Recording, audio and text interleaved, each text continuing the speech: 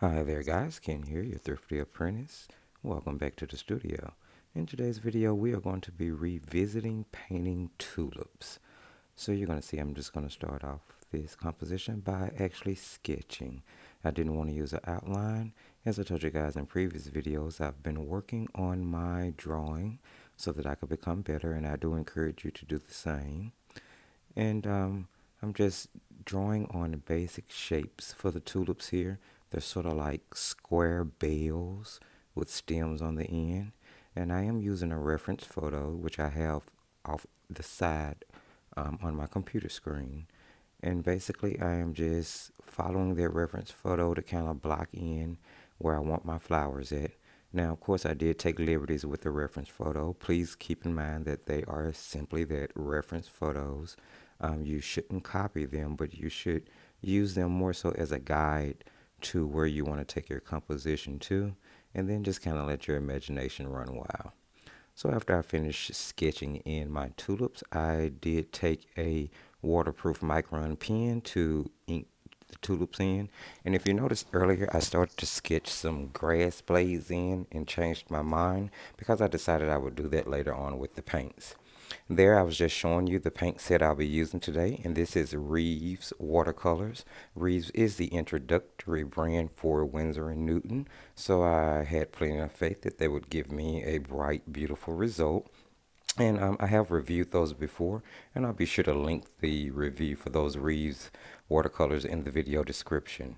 The colors that I'm using today are just four simple colors.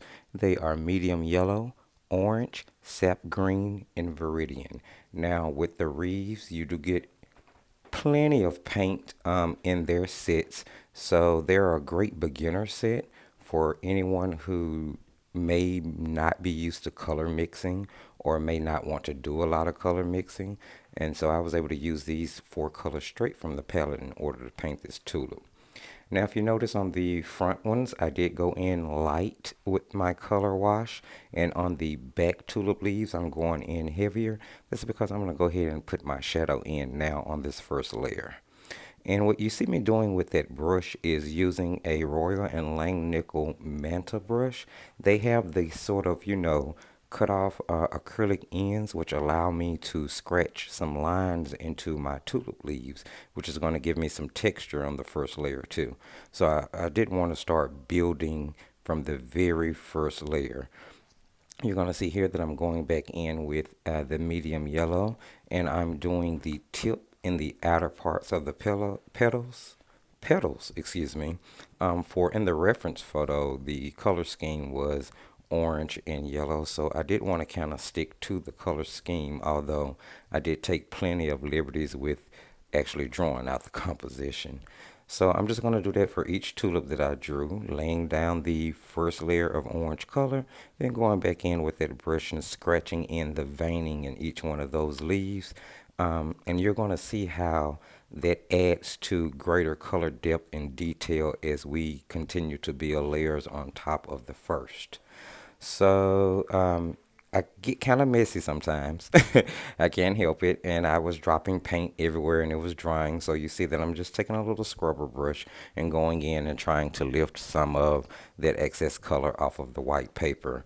I was originally going to try to keep a white background, but that didn't work out too well. So you're going to see that we will be putting a background in this composition.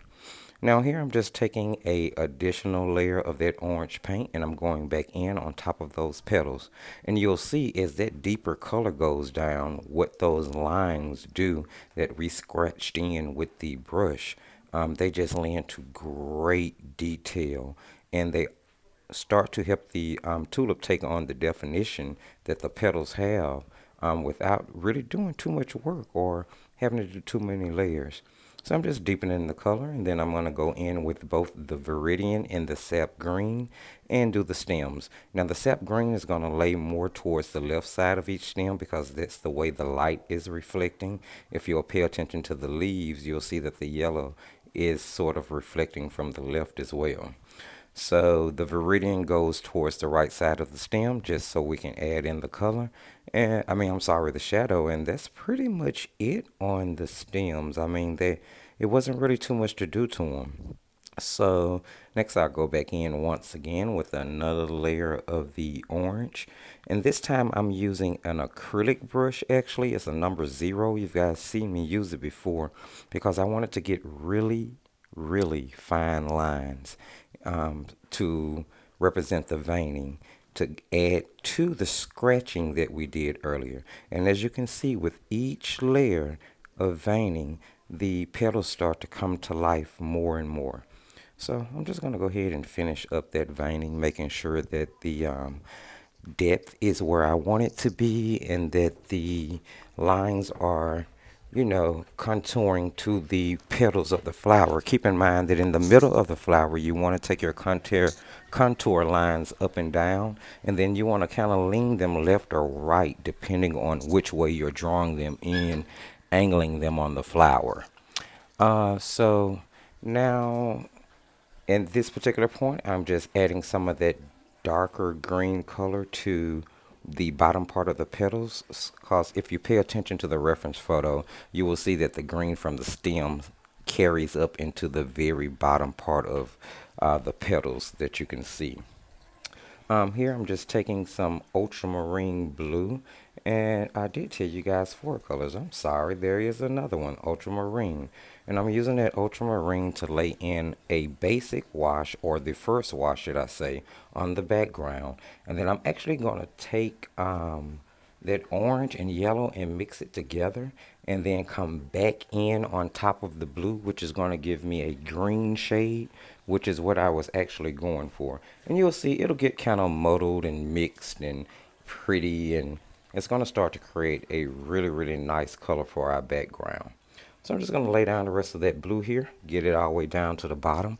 And if you guys notice, I actually did not tape down my paper, but instead I put a backing paper or a backing sheet, which is really just photo paper, if the truth be told, on the back of the panel that I'm painting. And then I taped the bottom part of both sides down to that photo paper. This allowed me to be able to paint from end to end of the paper, and not have to tape it down and worry about a border.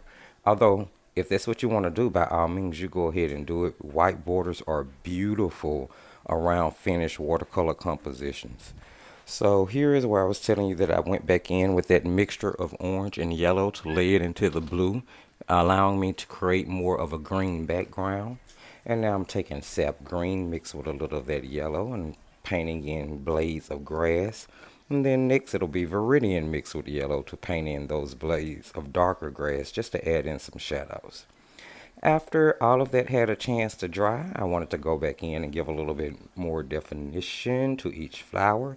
So I grabbed my Crayola erasable 24 set of colored pencils. Now guys, everything that we have used in this composition has been very economical, including the paper, which is Master's Touch Fine Art Studio 140-pound paper.